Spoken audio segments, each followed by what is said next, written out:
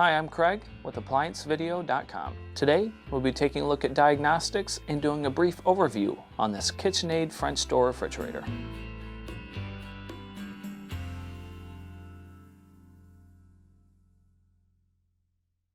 Stop. Before beginning any repair, always be sure to disconnect the power to the appliance. It is also recommended to test the outlet for the proper voltage. Remember to also turn off the water. This KitchenAid French door refrigerator has a sleek black stainless look. It is equipped with an internal water dispenser as well as a built-in ice maker. The most common repairs you will find on this would be the damper. Click on the link below to view this repair video. ApplianceVideo.com guides you step by step, giving you the confidence to avoid recalls and callbacks, also saving time on repairs.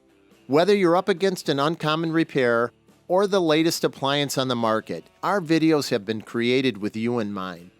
Our growing library of videos have been produced using our factory-certified technicians who have extensive infield experience over the past 30 years. ApplianceVideo.com provides high-quality repair videos that anyone can follow, regardless of their skill level. We are here to help. Click on the link below to view this repair video and let us help you do it right the first time.